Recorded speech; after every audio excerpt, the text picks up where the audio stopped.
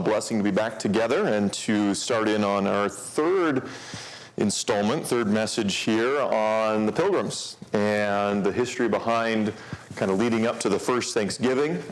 This evening we're going to cover their first year, their landing in the New World, and a lot of the details surrounding that, and what they found, what they encountered, and some interesting things about how even where they landed and what happened was prepared before them. So it's a very interesting, this is going to be a pretty packed message here, so I hope you're all ready.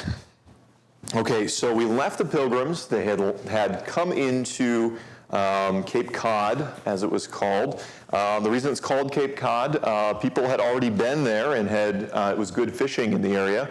The people from Europe, mainly English, had come there, and so they weren't the first ones to be there, but they definitely were the first to settle or try to settle in that area. So, as you can see from the picture, they come at about November 11th is when they are landing at various times. If you remember back to some of our first and second message, we talked about the speedwell and the issues with that, which slowed them down considerably. And the last place the last time in your calendar year that you want to show up to settle a new world is in the middle of winter. And that's what they find themselves doing. But once they find this area, it takes them a while to actually settle on a good spot to set up a settlement. And so, as you can see here, there we go. All right, so they have a first landing up here, and then they kind of work their way around here. They have some encounters with Native Americans in the area. Not very friendly encounters, but there's some shooting back and forth, but nobody really gets hurt from what we can tell. And they do find some corn in various places. They don't really make real contact with the natives at this point, but they're trying to find several things: fresh water, a good port where they can kind of bring ships in that has deep enough water, and a decent kind of cleared area to set up their what we now know as Plymouth Plantation, or the Plymouth Colony. And so they do settle on this area back here, and that is where they set up. And we're kind of moving fast, but it takes them about till December 6th to find that. So they're on board ship still. All those folks that came over for almost a good month there, staying on board that ship. Something tragic happens, and it's interesting. William Bradford in his Plymouth Plantation doesn't even really talk about it, but his wife Dorothy falls overboard and drowns. Very sad. In later years, and if you read other histories, people speculate, did she commit suicide or other things? And that's really, we don't really have any reason to think that at all. As we know from history, it's just sad speculation. So, but yes, she passes away, and so he's left. He still has a 3-year-old son in England. William Bradford's in his early 30s at this point, and they need to continue on.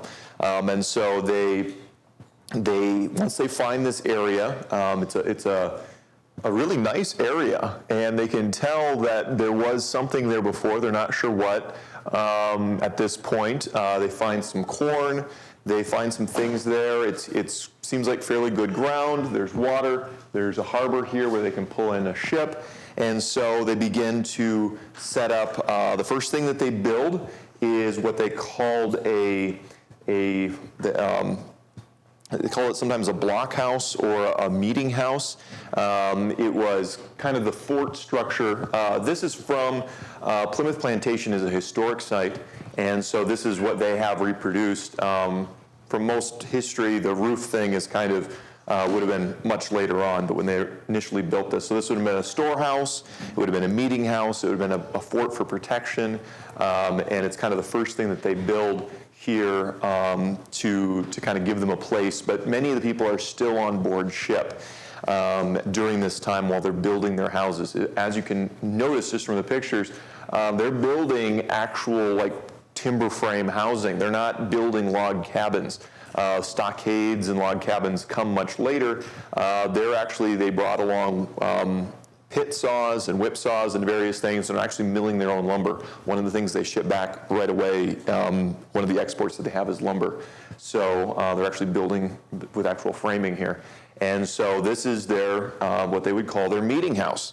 And so I thought, I wasn't sure where to put this, so I'm going to put it here, but I wanted to do a little aside to talk about what a church service and what the Pilgrim group would have considered church, and the Separatists led in this, and they would, by this time, they're kind of all considered pilgrims at this point, but what would their church service be like? What would it be like to be a part of their church service? And we can kind of envision what it would have been like, even them rejoicing, coming back and finally kind of getting something settled here and actually getting this first building up. So it's interesting, we have some various accounts to kind of talk about what a church service would have been like. So first of all, I'm going to read a little account here. This is from a letter about 20 years later or so from a person who passed through. And they would have, this is for a Sunday, they would meet around 9 a.m. And they would meet for about 3-hour services. They would have 2 services on a Sunday, a morning and an evening service. And here's what this man coming through wrote. They assembled by the beat of a drum, each with his musket or firelock, in front of the cabin doors.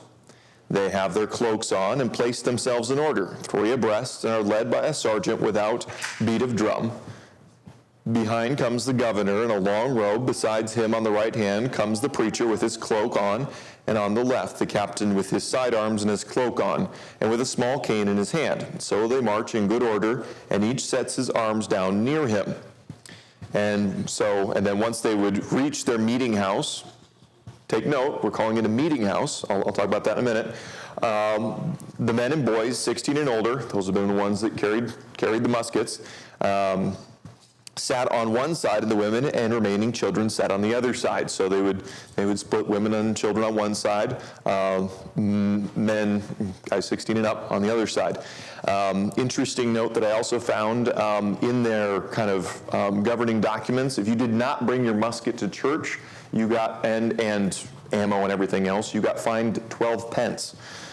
So it was a serious thing. So you better bring your musket to church in Plymouth Plantation. So they would have been assembled by the beat of a drum. Interesting, drums in church. Kind of thought that was kind of funny. Not in church, but assembling to church. So that would have been part of that. And their meeting house was very simple: rough wood benches, and they would have had a place for their minister to speak, though early on they don't really have anyone who is officially ordained. They still held ordination as an important thing, and so they kind of saw a pastor or a teacher as being someone who would have been ordained. And at this time, the first group that comes over does not have anyone that's officially ordained. So they have those kind of the next level, which they call elders. And they kind of divided it up. They said the elders were kind of the voice and the eyes of the church, and then the deacons were the hands of the church, is kind of how they divided it up. But as far as church governance, they were congregationally led. They were a congregationally led group, which is very unique. This is kind of the first time this is happening, but they saw that the congregation, voting on things and working together as a body. It wasn't led by one minister, elder, pastor type person. It was a group thing.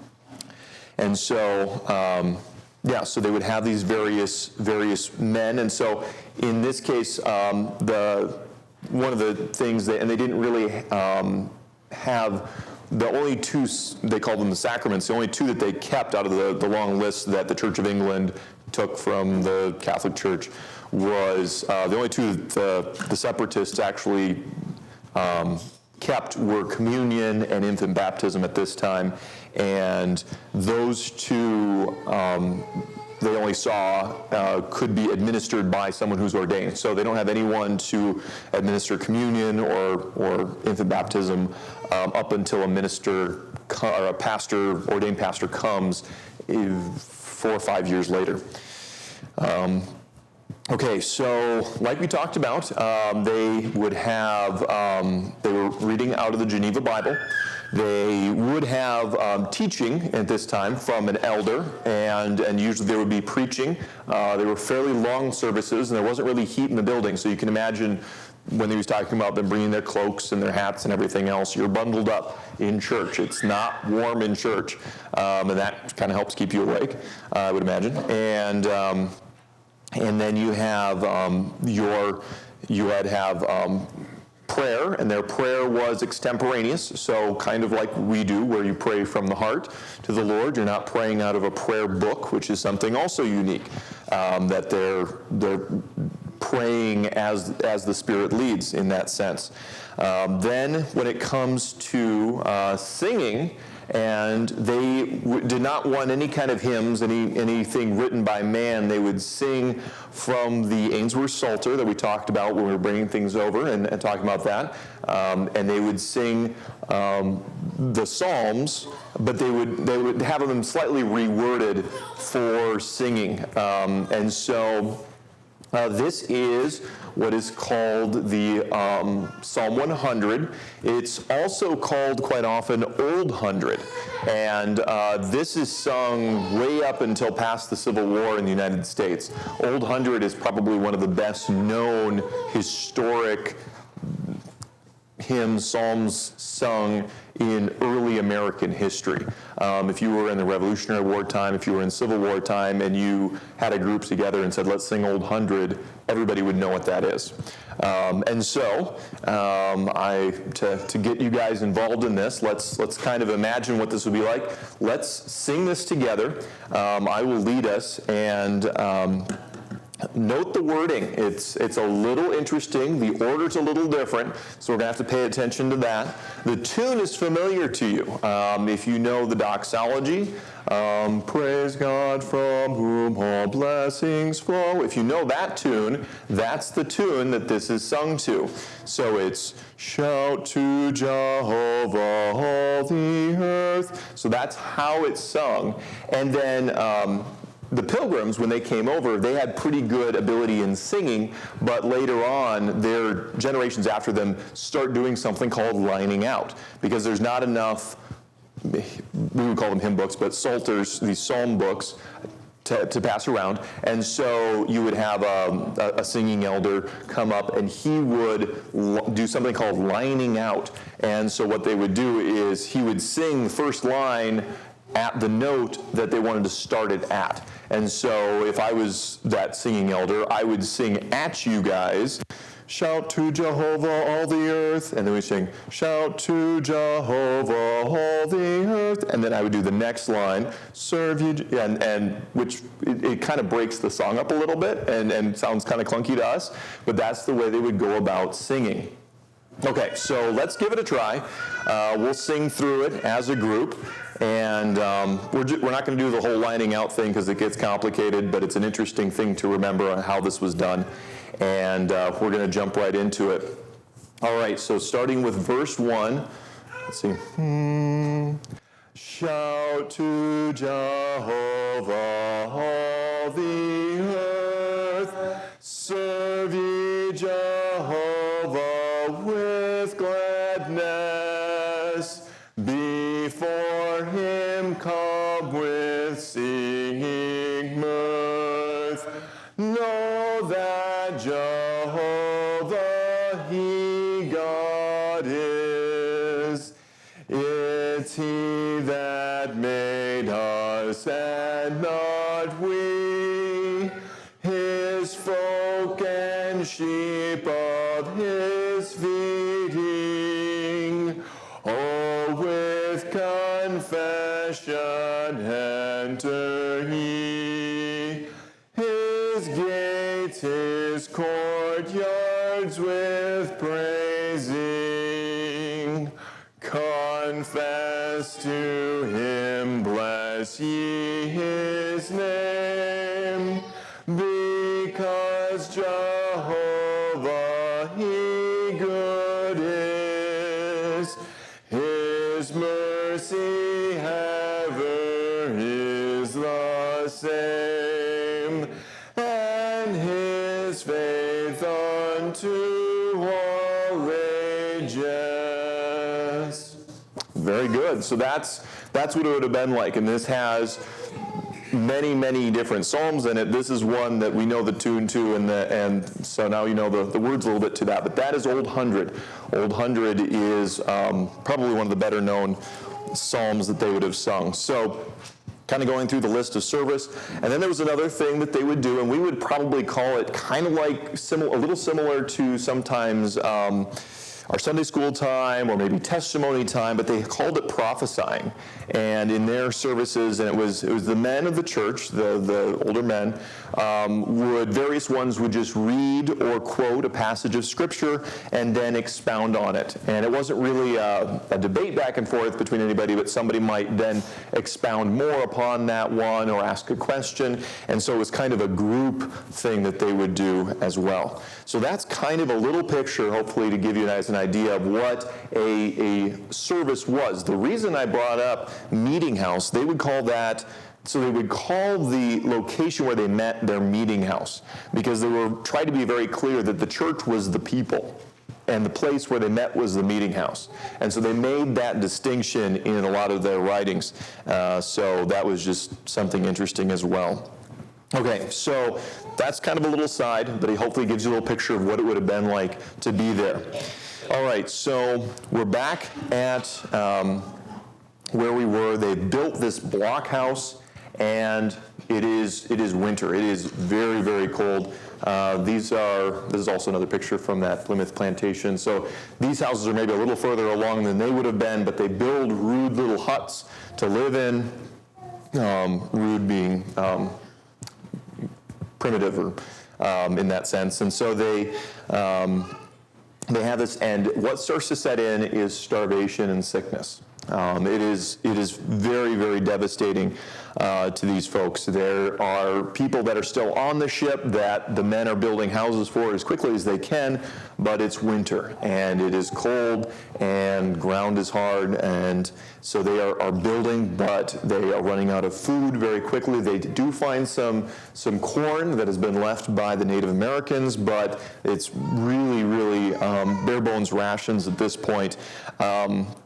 We start to see quite a bit of death amongst the group, and I'm going to start reading a little bit out of Plymouth Plantation. By the way, quick side note, if you are interested in studying this a little bit more, you can find a Plymouth Plantation on YouTube for free. It's an 11 and a half hours audiobook, or on LibriVox, which is a free audiobook site. But if you look up Plymouth Plantation by William Bradford, you can listen to it. And it's a fairly good listen. It's a hard read because of its Old English, but it's a very interesting listen if you want to learn more about this, because I'm just touching on the high points.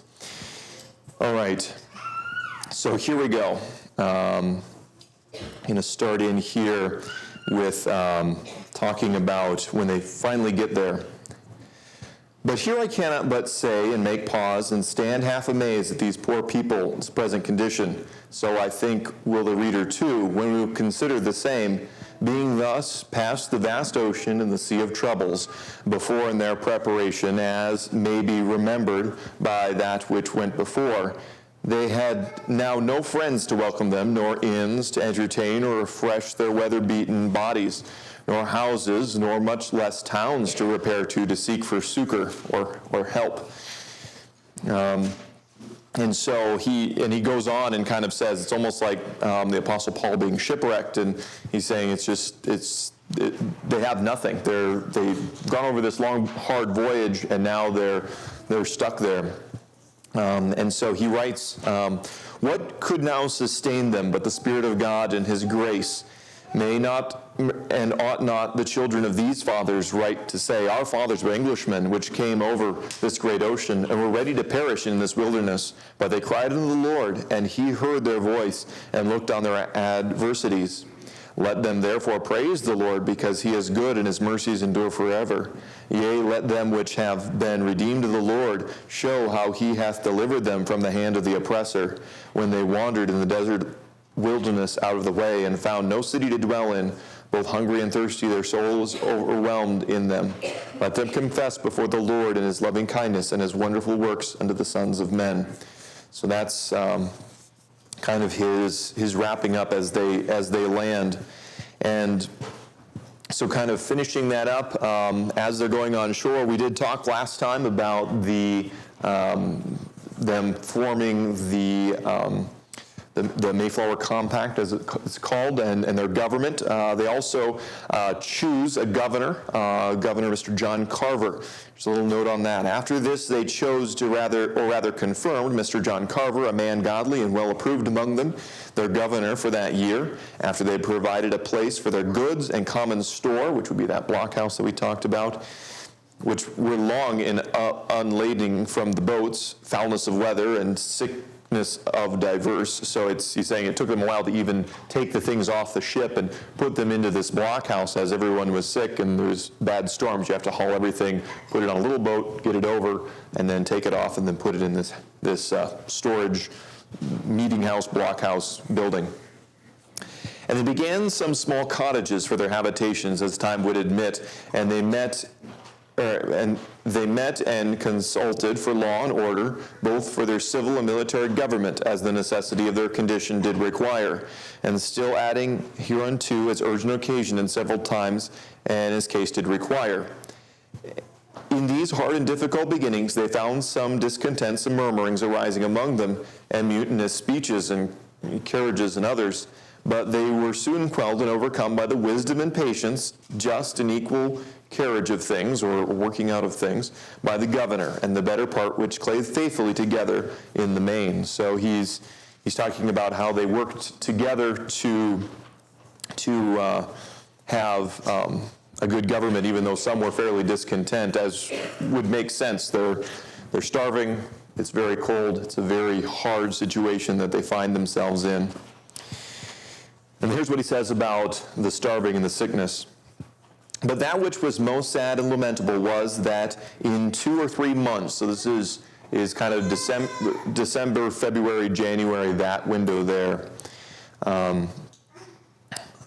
half of their company died, especially in January and February, being the depths of the winter.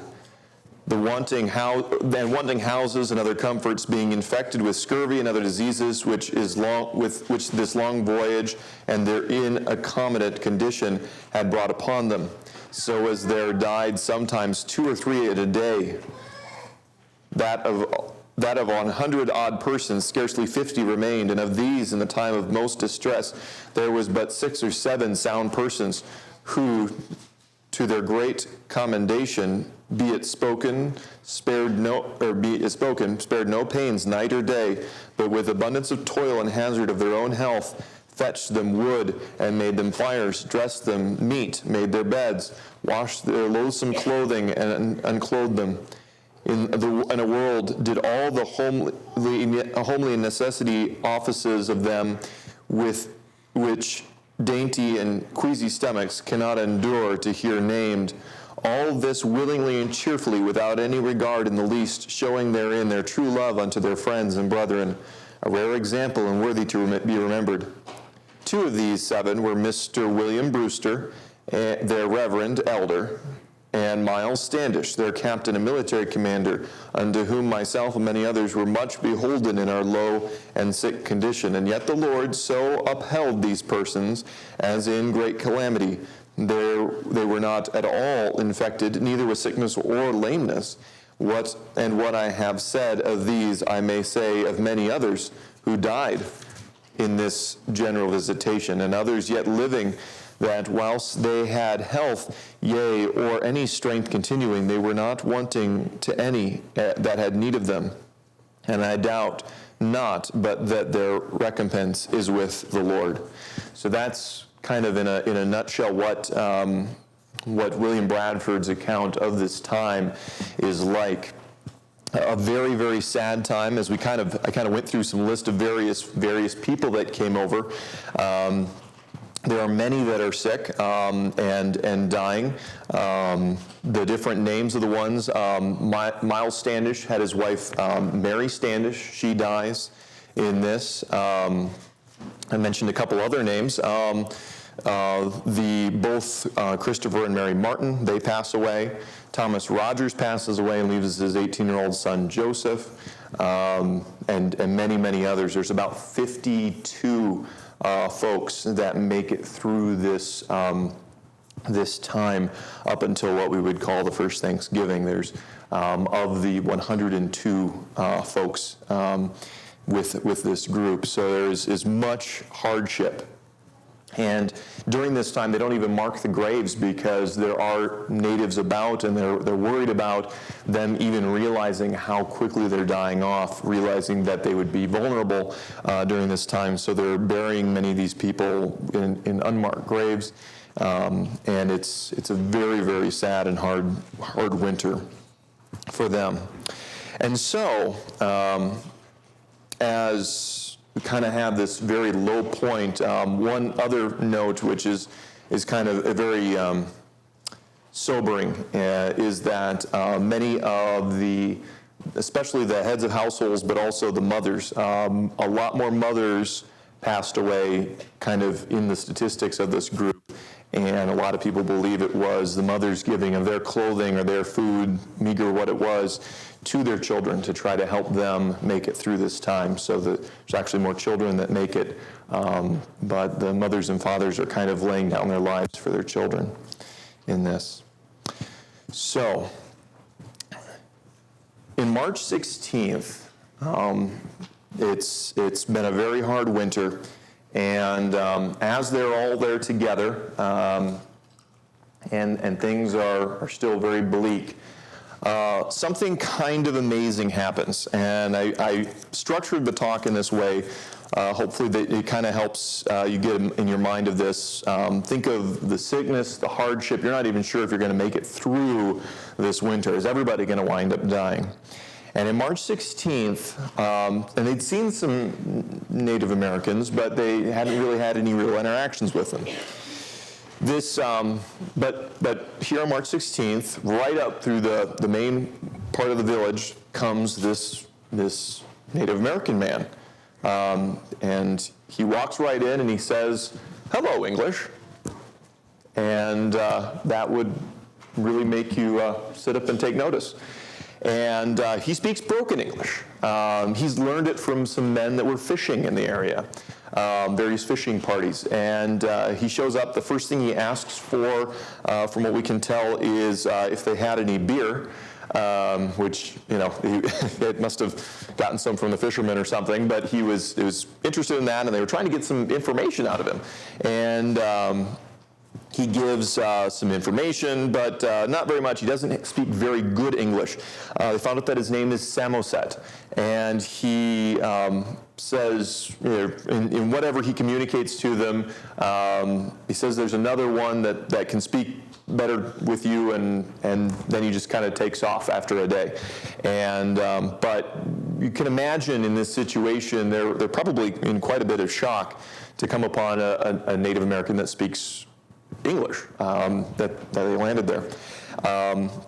Then on March 22nd, so about a week or so later, another Native American shows up, and his name is Squantum, or Squanto, as you may have, that may be one part that you remember about the Pilgrims.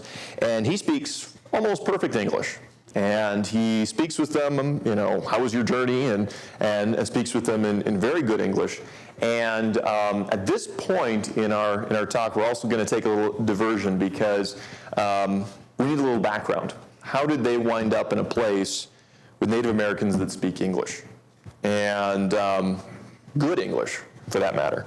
That is a very interesting thing, and something that is one of those very interesting parts of history. And a lot of folks would like to play some of this stuff off as white men oppressing Native Americans, kind of conquering and all these things. And if you think about it, looking at how the Pilgrims have just come through this horrendous winter, disease and disease spreading isn't just something that the Europeans brought to the New World. It's something that the Europeans have dealt with for years in Europe, and it's the same in the New World. Disease just was a terrible thing at this time. And so it's an interesting thing, but a lot of people talk about disease, and we'll get into that being something that the Europeans brought over.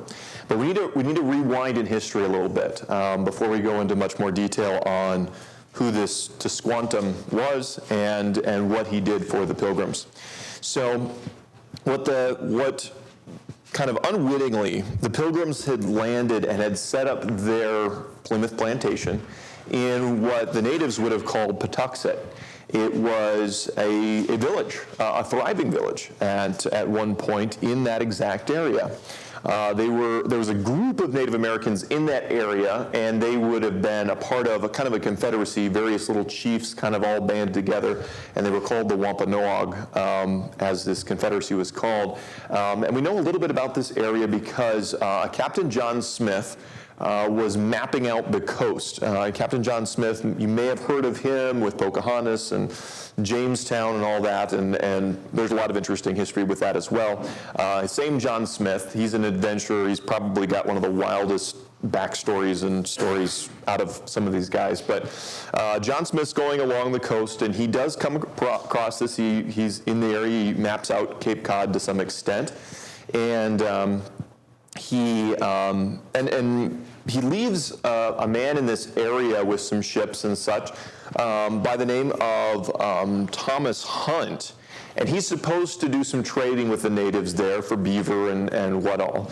And and it's interesting, this Thomas Hunt character, we find out later, is really looked down on by even John Smith and others because he was very treacherous. He was a very evil man, and instead of trading for pelts and whatever, he actually captures about 24 of these Patuxet natives in this area and takes them over to Spain to be sold as slaves.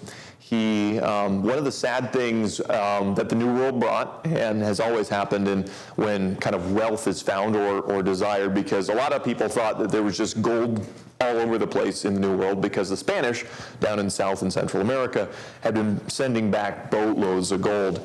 And so the British, when they begin building Jamestown, these different areas, a lot of adventurers come over looking for quick money. Well, Thomas Hunt was looking for quick money and selling people, selling slaves. And so he brings these men over to Malenga, Spain. This is what I could find. It looks like it's kind of a monastery area up there. But he goes through the Straits of Gibraltar and goes and sells to these Native Americans. But it's interesting that even in all the various accounts, John Smith and others call this Thomas Hunt a worthless fellow, disloyal, and inhuman. So it's interesting, even the people during that time thought this guy was terrible for doing this. But he does this anyway, and then a group of Catholic friars in Malenga, Spain, see this happening, see him selling these Native Americans, and they take pity on them, and they say, "This is terrible. You shouldn't be doing this." And either they buy them or they take them from him, and are kind to these natives. One of the natives in this group is this Squantum native that is there with the Pilgrims, and he's there for several years. He gets captured in about 1614, and he's over in Europe for quite a bit of time. He figures out how to get from Spain eventually to England, and learns English very, very well, and is befriended by a lot of the various folks that are interested in colonizing what kind of New England at that time, because he would be someone that could translate and could work with the people there. So he does that. Meanwhile, back in what we know as Cape Cod, in this Patuxet village, they are extremely hostile to anyone from the outside, understandably, because of what Thomas Hunt did in stealing these folks from their village. And there's actually a French ship that kind of crashes, shipwrecks there in that area, and they capture the crew and kill most of them and destroy all their things because of that. And right after that, in about, so that's about in 1617, in 1618 and 19, disease just wipes out most of that tribe, the Patuxet tribe. And it's interesting, different people have looked at it in different ways, but it's interesting the timing with this. But during this time, pretty much down to just a few people are left in that village. So when, in about the end of 1619, when Squantum comes back, he's able to get a ride back with some English fishing and trading vessels. He comes back to what would have been his friends, his family, his village, and there's really nothing left. There's maybe a few of these bark houses, or this would be considered like they call it wigwam, not to be confused with the teepee. They're two different things. But this is a bark hut that they would have had, and there was probably hardly any of those even left. The disease accounts kind of have it that the disease swept through them so badly that they couldn't even bury their own dead in this tribe. And so he goes to, because his group, his tribe is practically wiped out, but he goes to Massasoit, who's the kind of head of this whole Wampanoag group, different groups that have kind of confederated together, and he winds up living with him. And so that is where we find him in about 1620, when the Pilgrims arrived, 1621, that winter. That is when he comes into their village and gets and speaks perfect English to them, and they're building their village on what was his village before. And that's one of the reasons there was good water there was good soil there was good kind of a place to pull in a ship. It was a good place for a village. And that's why that was there, but it was also completely vacant when the Pilgrims got there. So what does he do? It's very interesting. He almost becomes kind of adopted by the Pilgrims, or he adopts them. The other natives kind of come and go, but for all the time he's there, he goes and he teaches them how to actually right away start gathering food. He knows that even in the middle of winter or this early springtime, you can harvest eels out of the riverbanks, you can harvest fish and other things, and he begins actually providing food for them as they are starving. And really becomes, teaches them how to grow food, with how to grow Indian corn, with fertilizing it with fish. He works to help them have peace treaties between Massasoit, the Wampanoag, different confederacy there, and putting together peace treaties between them, and really helps them get established. It's one of those key pieces that without it, this may be a much different story. This because of the hardship and the troubles that the Pilgrims found themselves in without Squantum coming and rendering this aid. And it's interesting, we can look at it and say, and from a secular standpoint, people really say, well, all this disease and other things, brought by the Europeans, this was terrible.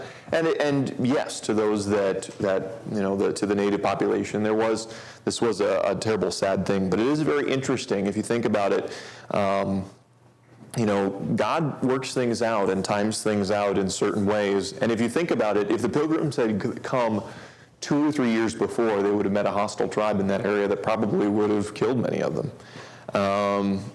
the actual place that they would have found. Or they would have found disease running rampant, and that might have even taken them out.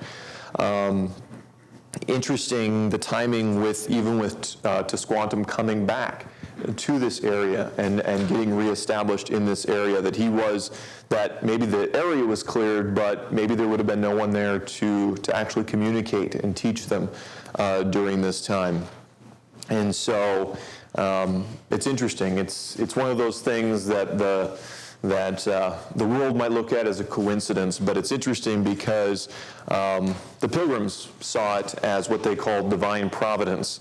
It's a fancy-sounding word. It's used in a lot of history, but it means God's hand in history, God's hand going before them during this time. And can read a little bit here, just kind of what William Bradford said about this situation. But about March 16th, a certain Indian came boldly among them and spoke to them broken English, which they could well understand, but marveled at.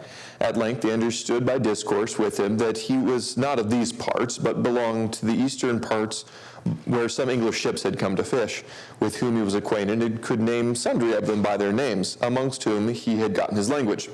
He became profitable to them in acquainting them with many things concerning the state of the country in the east parts where he lived. So this is that Samoset native that he's more from a tribe up by Maine, which were afterwards profitable unto them, and also of the people there, for their names and numbers and strengths of their situations, the distance from their places, and who was their chief amongst them. So he kind of gives them a bit of a lay of the land. His name was Samoset. He told them also of other Indians whose name was Squanto, a native of this place who had been in England, that could speak better English than himself. Being after some time of entertainment and gifts dismissed, a while after he came again, and 5 more with him, and they brought again all the tools that were stolen away before. So there had been some gardening tools and things that had been taken from the plantation by the natives at that time. And made a way for their coming of the great sachem, called Massasoit, who would about 4 or 5 days after come with chiefs of his friends and other attendants, and with the aforesaid Squanto, with whom, after friendly entertainment and some gifts given him, they made peace with him. And according to this, he writes, which has now continued this 24 years. So this peace treaty held up to the point when he's writing this book, which is, I think he's in his 60s, 70s at that time. So, and then he writes, continuing, but Squanto continued with them and was their interpreter and was a special instrument sent of God for their good beyond their expectation. He directed them how to set their corn, where to take fish, and to procure other commodities, and was also their pilot to bring them to unknown places for their profit, and never left them till he died. He was a native of this place, and scarce any left alive besides him. He was carried away with divers others by one Hunt, a master of a ship, who thought to sell them for slaves in Spain. But he got away for England, and was entertained by a merchant of London, and employed to Newfoundland and other parts, and lastly brought thither into these parts by one Mr. Demire, a gentleman employed by Sir Fernando Gorges, and others for discovery and other designs in these parts. These guys were speculators and men looking to settle or to trade in these areas, of whom I shall say something because it is mentioned in a book set forth in 1622. So he's writing kind of some notes about what has happened since this time. Let's see here. And so he goes on to talk about kind of how Squanto was a minister to them in this sense. One thing, and we'll talk about it next time a little bit as well, but we're not sure if, as far as we can tell, to Squantum or Squanto did not become a Christian from what we can tell, but he did, when he was dying, he did ask for prayer to to go to the Christians' God. So we're not sure what he knew or what they were able to share with him, so we're not sure what happened to him. He dies several years later of an unknown disease, but he becomes this person who goes ahead of them and is part of this, what they would have called divine providence, to really save them, save this community of folks that had gone through a horrible winter, losing about 50 or so folks out of this group, and those that were left learning how to plant, how to grow food, and it's no wonder that, if you think about it, that first Thanksgiving was a time of thankfulness, but also a time of remembrance of what God had done for them that year. And we'll talk quite a bit more about that next time. We don't have a lot of time to go into any more of this, but we're gonna end with this. This is Psalms 107, and it's interesting. This is kind of that psalm that William Bradford talked about in that first passage that I read. Psalms 107 was something that he wrote kind of in his own words there in that, and I just thought, let's read through it and kind of think about how God prepares ahead for people, and especially for believers in various times and various places. And that's something to remember, that even if we're going somewhere that we're unsure of, or we're not sure what God has, but God has been there before, and He has laid a path for us, and in His good timing, in His divine providence. Psalm 107, I'm going to read through verse 8. Oh, give thanks unto the Lord, for He is good, for His mercy endureth forever. Let the redeemed of the Lord say so, whom He hath redeemed from the hand of the enemy, and gather them out of the lands from the east and from the west, from the north and from the south. They wandered in the wilderness in a solitary way. They found no city to dwell in. Hungry and thirsty, their souls fainted in them. Then they cried unto the Lord in their troubles, and He delivered them out of their distresses. And He led them forth by the right way, that they might go into a city of habitation. Oh, that men would praise the Lord for His goodness and for His wonderful works to the children of men. And so that would have been a passage that William Bradford would have known well. And he, like I said, in that passage that we read earlier, he kind of writes it in his own words about how they were cared for, that God had gone before them in this time and prepared a way for them to find a place, to settle, to build, and to start what really is kind of one of the first really thriving, successful colonies and of communities there in the New World. So that wraps up our third message, and next time we're going to really focus in on the first Thanksgiving. We're going to talk about the history after that, what happens there at Plymouth Plantation, what happens, we're going to have a little bit about how we even came to have of Plymouth Plantation as a book. It was lost for quite a while. Very interesting story there. We're going to talk about that, and then just kind of talk about how the first Thanksgiving came to be, and just a little study on thankfulness in the Bible and proclamations of thanksgiving throughout our country's history.